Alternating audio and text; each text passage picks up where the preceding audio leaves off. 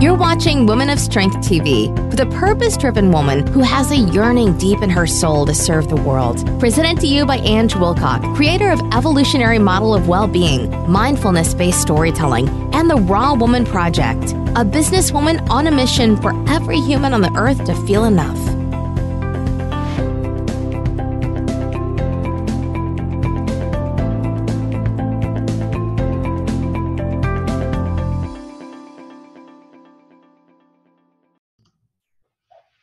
Hi and welcome to another episode of Women of Strength, and again I've got another amazing guest. Today I'd like to welcome to Sue Burhoe. Welcome, Sue, to Women of Strength. Thank you, and hello audience. Thank you for listening. I'm just going to tell you a little bit about Sue before we get into our conversation. And Sue is an amazing lady. So here we go. Here's something about her. So she's a certified holistic life coach and soul therapy practitioner specializing in the law of attraction. And it's her mission to help people regain their personal power and heal from devastating loss and manifest all they want into their life. And Sue brings together physical, mental, emotional, and spiritual teachings to help bridge the gap between where you are now and where you want to be. I love that. She believes that sometimes all you need is to begin your healing process is a gentle nudge in the right direction and a space to be heard. Her unique, easygoing approach and sense of humor helps clients go from feeling stuck and stagnant to feeling full of peace and purpose. And Sue also believes that with the right tools, you will change your thoughts and therefore change your life forever. And how true is that? And that brings me on to my first question around, where did your journey begin? Because we're all talking about, being a woman of strength and a strong woman. Where did that journey begin for you, Sue? Well, I think when I really started stepping into my power, it was back when I was in the medical field. And I was in there for quite a long time. My last part of it was in working in neurology. And I really saw no one get better. And that was frustrating to me. And it was more people coming to their doctor to want that little piece of paper, that prescription, just to feel better. And nobody really wanted to find out why they were sick. So that was a big frustration for me. So I just quit my job and I went back to school and I became a holistic massage therapist and got a degree in holistic healthcare. And then I started seeing people get better in my massage practice. And then my life blew up in 2014. And that was probably the biggest pivoting moment in my life because everything that I knew was gone, was completely gone. And that's when I had that choice of what I really wanted to do in life. And going through the journey of healing, this is when I realized, like, we all have this beautiful gift, and the courage that we have that we don't even realize that we have is inside of us. So yeah. I can elaborate more on that if you need me to. Yeah. So you don't have to go into detail if you don't want to about when life blew up. But when that did happen to you and you realized everything you needed was inside of you, what was the first step that you took when you'd gained that insight? Yeah. Well, I think it's I'm just starting to share this story, and I think it's important because it may cast a large net for people, because it's a devastating problem that happens in the world. Yeah. And what happened to me was back in 2009, I divorced my husband of 21 years, and I didn't have anything to do with not loving him. I adored him, but he was a very functioning alcoholic, and I didn't want that around my kids. So it was a choice that I had to make of what I wanted and how I wanted to role model being a woman, being a mom for my kids. And it really wasn't about staying together it was what was best for the kids. And, a lot of people get divorced for stay together for the kids. Yeah. I really feel I got divorced for my kids. I mean, I could have been the martyr and stuck it through, but I wanted my kids to see a healthier relationship. Yeah. So we divorced very quickly and remained best friends throughout the whole time. And so we got divorced within months. And after 21 years of marriage, he moved out, but didn't take anything. And we kept the house together and we remained best friends. He was over here all the time. And then the last year in 2013, he moved back in. And we stayed friends. We weren't a couple, but we lived as a family. And in July of 2014, I was woken by the police that they thought my ex-husband, had taken his life. Oh, gosh. And he did. I had no idea. I had no signs that he was going to do that. We had plans for the weekend. But when something like that happens, such, shock, but I also had three kids that I needed to, at first, all I wanted to do was take their pain away. Yeah. And what I've learned is I can't do that. This is their journey, just like this was my journey. And what I did was extreme self-care, extreme. And it's so important and so overlooked by so many women. We always put ourselves last. But I knew at that point that that's what I needed to do, to put my oxygen mask on, basically. And so I could be there for my kids when they needed me. And that's when I realized that we're so much stronger than we realize. And that healing and moving from this was a choice. Because I meet so many people that have survived, that are survivors of the suicide, and they play the victim. Yeah. And that has its purpose right after we need to heal and we need to go in and look at our wounds. But if we stay there, we're giving our power away. Yeah. And this is where I've come to become a life coach. I've been through stuff. I know what it's like to feel devastated, to live in fear, and to do all these things. So now it's my time to give back, to be that hand in the dark and say, you've got this, and I'll be with you. Yeah. And that's, because out of all that heartache and devastation that you've experienced, like you said, there's a strength in there, and that other woman will be able to connect to, and you've been to that place. And what I love about purpose-driven women is that they don't see themselves as victims. Like you said, you have a path. You can choose to be the victim, which you will to start with, because you have to grieve. But then you realize that you've got some amazing gifts to offer out of quite a devastating situation. And not only it's not just strength that takes courage. Where did that courage come from to be able to step out of that victim role, which we all fall into that place of power? A couple of different things happened. At first, I felt like I needed this big sign above me, fragile. Like, you don't know what I've been through. Yeah. And it's true. Like you're shattered, and you need to be gentle with yourself. And I still do. I still miss him. But there's other people in my life that are watching me. My kids are older. They're in their early 20s right now. But at the time, they were 18, 20, and 22, and they were watching me. And that was my strength, is to be that role model for them, because I just could not shrivel up and die and play the victim because they were watching me. It was so important to me to step in and be the role model that I've always wanted to be with them. Yeah. Yeah. And so managing that and So did you do your training after your husband or ex-husband's death, or was that prior to his death?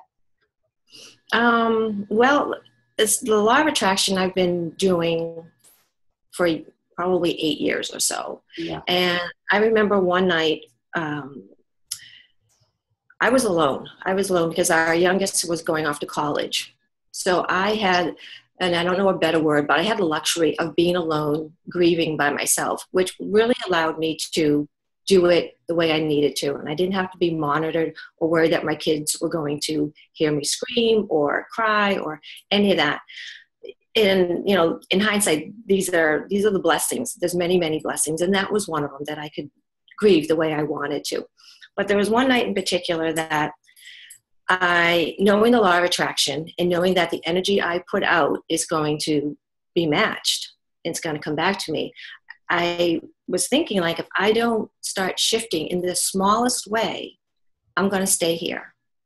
And that was unacceptable to me. I wanted to move past this, not past it, but I wanted to integrate it in my life. Yeah. And the way that I knew best to do this was through gratitude. And I was sitting in bed, and honestly, I was like, I just need to start writing a gratitude list. And I was just like, well, I got nothing. I was really down on myself and down on everything. I got nothing, you know, my life sucks. And what I realized is, like, no, that's not true. I'm sitting in my nice warm house. My tummy's full. I have beautiful children. I have a pen and paper, you know, and I went from not having anything to 4 pages that night. And things started slowly shifting for me. And I did gratitude journal for 6 months straight. And sometimes it was the same thing. Sometimes it was different. But I knew I had to get that vibration of gratitude going. So things that felt like gratitude would come back to me. And that's exactly what happened. Amazing people started showing up, or I'd have a good day, and just more things to feel wonderful about. It was just taking that first step. And that's what I mean when sometimes you just need that little nudge, that little encouragement. Yeah. Yeah. And I think, you know, that practice of gratitude is so, so powerful. And I think that there's so many people out there now realizing the power of it. And I also know, you know, most successful people in the world, it's exactly what they do too. They practice always from a place of gratitude. And when we're in business, a lot of the stuff that we use in our personal life that some people out there see as, you know, woo-woo or whatever they want to call it, you will find that if you practice that in your business and you have your routines in place every morning, your business just blossoms, because like you said, you know, like attracts like. So yeah, and for something that feels very simple, to be grateful of something, look at the power that it had, like 4 pages. Wow. When, you know, before it was very much my life sucks, and then you were able to scribe 4 pages of things that you felt grateful for. It's pretty amazing. What other great tools do you use in your sort of healing process and pushing forward into your business? Self-care. I mean, and raising kids, 3 kids that were, you know, only 2 years apart, each of them. There wasn't a lot of that. And I honestly thought it was selfish. Yeah. You know, if mom shuts the door to the bathroom and takes a bath, that's selfish, because kids were coming in all the time. Yeah, so many women out there will relate to that. Yeah, absolutely. And boundaries. Like, I have the right to say no. Yeah. I was clueless about all that. And I like to call myself a very high-functioning codependent person, because I didn't have an understanding of what that meant. And if someone had called me codependent back in the day, I would like, no, you're crazy. Because a codependent to me was, I can't do anything without my partner. And that wasn't the case. Yeah. It was more of, I want to do everything for you and make everything better for you. Yeah. And I just took it all on. Like, that was my job. That was my job as a mom, is to do everything for everybody, whether they ask me or not. And learning the difference of wanting to help someone, asking if you can help, versus just doing, and then getting pissed off because they don't appreciate it. Yeah. Yeah. Then we fall in the martyr, and it's just a lose-lose. Yeah. So learning self-care and learning boundaries was a huge thing for me, and learning to do it in a nice, politeful way. But I don't really owe anybody an explanation of why I do or why I don't do things. And that's that in itself is so much power. And getting past that, I love talking about that, because so many women don't realize, like, you have a right. You have a right to how you're feeling. You can say no, and it doesn't make you a bitch. No, not at all. And I think that's a lot of the problem, is that, you know, us as women, we are very much the carers and nurturers, and we do a lot of rescuing that we don't realize that we're trying to rescue all the time. And then we're giving out so much and not filling ourselves back up. And saying no is a way to, you know, maintain, like you said, that great balance of self-care. Now, for women who are constantly saying yes, yes, yes, and really want to say no, what tips would you give them around how do you start to say no? I mean, I've got ways that I do it, but how, you know, because like you were saying, you're always saying yes, but now it's okay for you to say no. What would be the first step in saying no? Two things come to mind. Is one, realize that you can. And the other way is to rate it on a scale of 1 to 10. 1 being like, I really don't want to do this. And 10 is like a hell yes, I do want to do this. Yeah. And if it's a 1, 2, 3, 4, 5, don't do it. Yeah. It's just that simple. Don't do it. And if you feel obligated, just say, well, thanks for the offer, but I refuse. But, you know, it's not something I want to do. And if they, meaning the person that asked, has a problem with it, that really is their problem. Yeah. And that's a big, you know, hurdle for some of us, because we're thinking we're offending and they're going to be mad at us. Well, if they're mad at us, that's really their problem. Honoring ourselves, what feels good. Yeah, absolutely. And because one of the techniques that I use and say to my clients is, you know, they say, oh yeah, no, I could gauge it, and I really don't want to say yes. It's something that I always do, especially with children and grown-up children. You know, if you've got teens and the teen wants you to run them around here, there, and everywhere, and you always say, oh yes, but even though you'd rather be soaking in a bath or whatever. So what I say, my piece of advice I give to them is, if it's hard to say no to start with, you just say, yes, of course I will take you out to your friends, but I'm going to have a bath first and I won't be ready till 9:30. But if that's okay for you, fine. But if not, you're going to have to find another way to get there. And then they find it's a little bit easier than going, no, sorry, I can't take you. And then after a while, because we do, don't we? We teach people how to treat us. And when we realize that, life changes, and we do actually find some power in saying no without feeling disempowered and feeling bad about ourselves. Yeah. I mean, it's even so simple sometimes as emails. Like, we feel that pressure to respond on someone else's timeline, and being okay with not.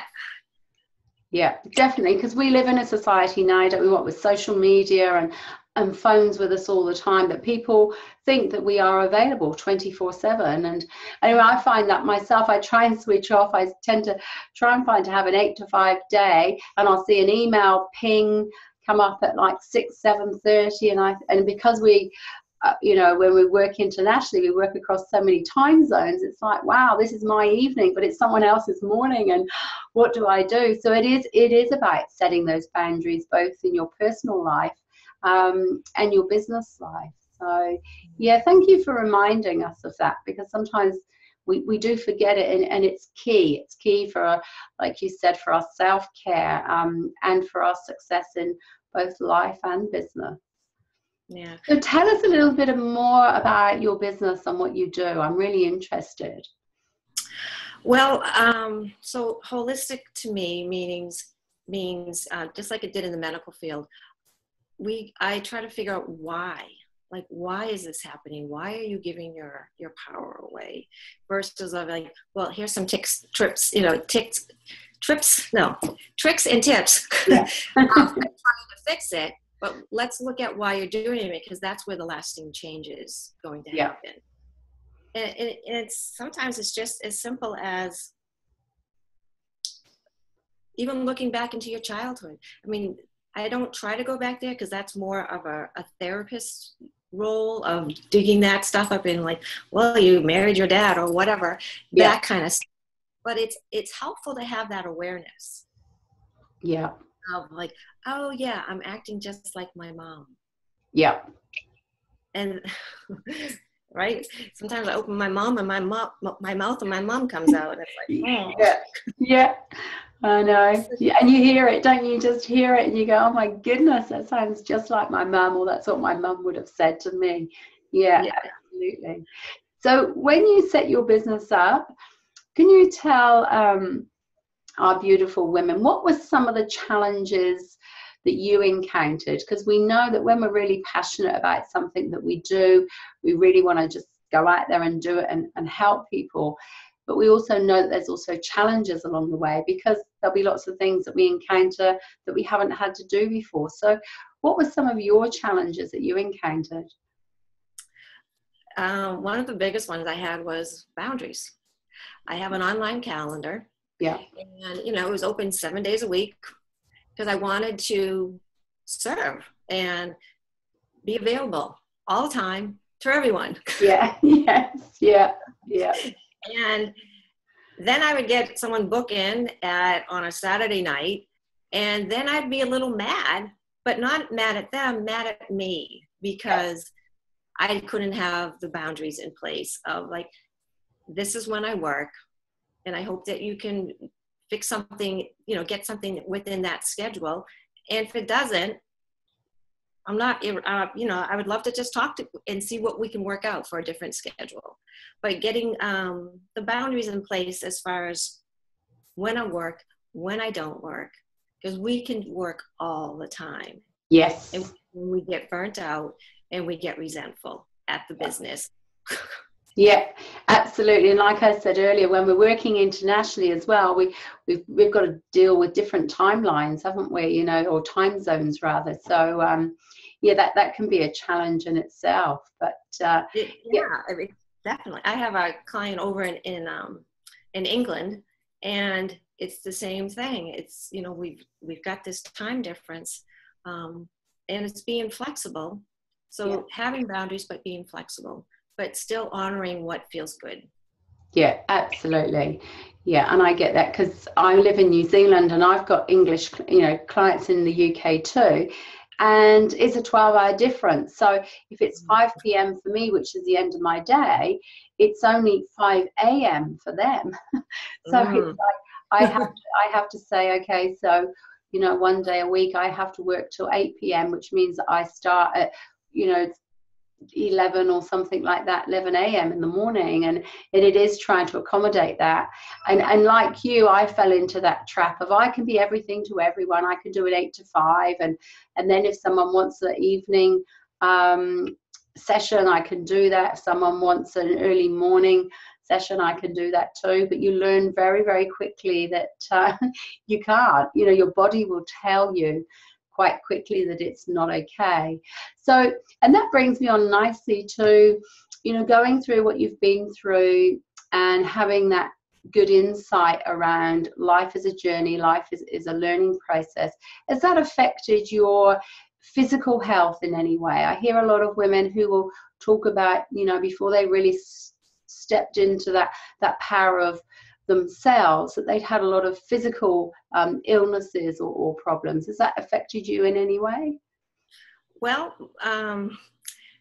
before he died, I was working as a massage therapist, and I felt my shoulder stiffening up, but I completely ignored it because it was just like, well, I just got to keep working through it, can't let that stop me.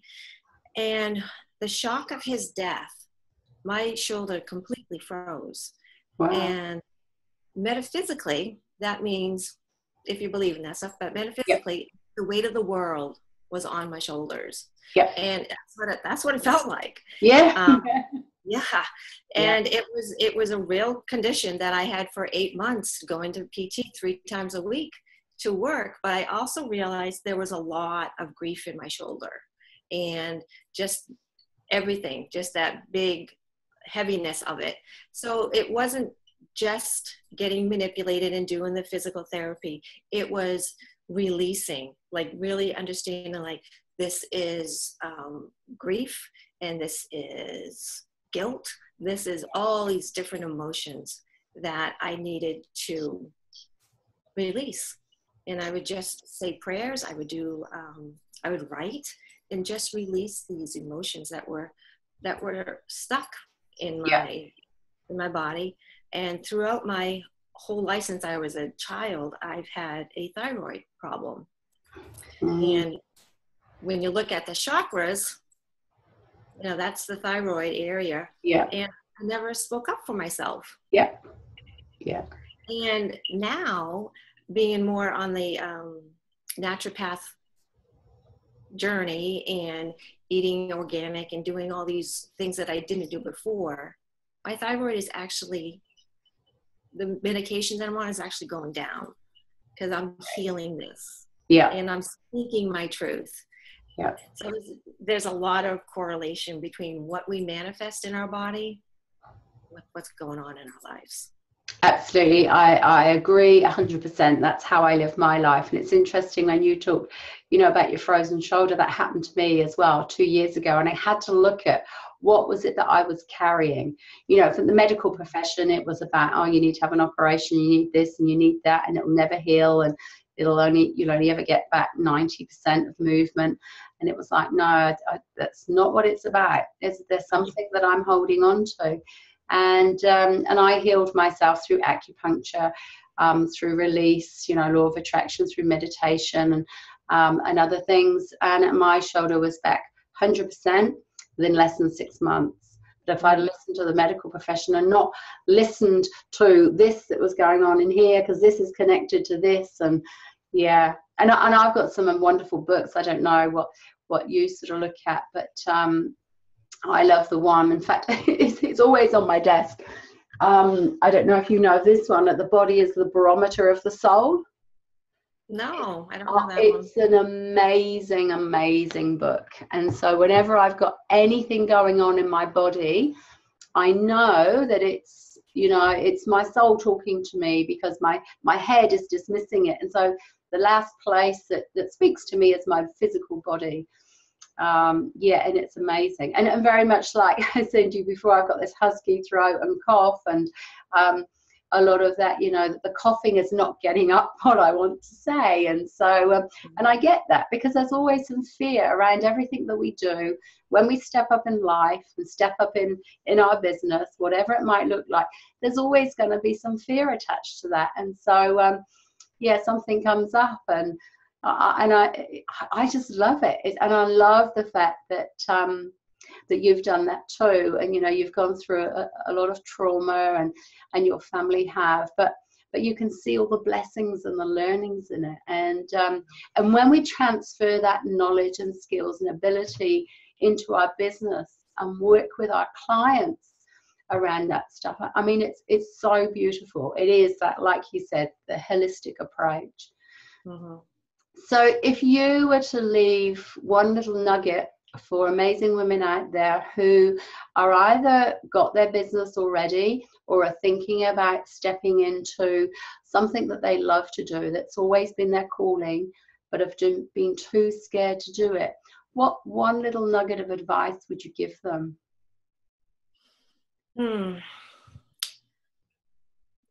Well, to question their why. What's the real reason that you want to do it? Because that's the driving force of why we want to do it. Mine is two reasons. Mine is to be a powerful role model for my children. Yeah. And the other is that so many of us, we make up these stories. Well, what I say to some of my clients is that the day that we were born, we were given this beautiful white empty book, And everybody has been writing in it since the day we were born, our parents, our teachers, our friends. And it turns out the story is bogus. Like, we're living it according to this, where we can just rip it up and start over. Yeah. So that's basically what I did, is ripped up that book, wrote it over, and got really clear on why I want to serve. And that's really it. I see people believe so many stories of they can't do it, but they're not true. They're not their story. Write your own. And, because you're the leading role of it. You make yourself the star. Yeah, absolutely. And if we don't like a chapter, isn't it? It's like, well, close it, end that one, open a new one, start a new one. Yeah. Absolutely. Oh, that's brilliant. Thank you. And so where can our beautiful ladies get in contact with you? If they wanted, if they really resonate with what you're saying and what you're doing, how can they get in contact with you and work with you? Well, the way is probably to go to my website, and it's sueburhoecoach.com. And on there, I have a free gift of a 3-day e-series about the law of attraction. Great. And they can learn about that if they don't know, and how to really start manifesting, getting really clear on what you want and how to manifest it. And I also offer a 2-hour call, like just to talk, just to get to know each other. And I love doing that, just to connect. Yeah. Oh, that's good. It's just reaching out and connecting with another human. That's fantastic. So yeah, that's beautiful. So ladies out there, if you're listening and you really want to understand, the law of attraction, then go to Sue's website. So it's sueburhoecoach.com. Is that correct? Yeah. And you'll be able to find all the resources that you need there. And I'm sure that there'll be many that would want, would love to have a 2-hour call with you. So again, that's how you can connect with Sue. So just like to thank you so much for sharing your story and the courage and standing in your power of being a woman, and obviously this beautiful role model for your children. So yeah, thank you so much, Sue, for your time. You're welcome. My pleasure.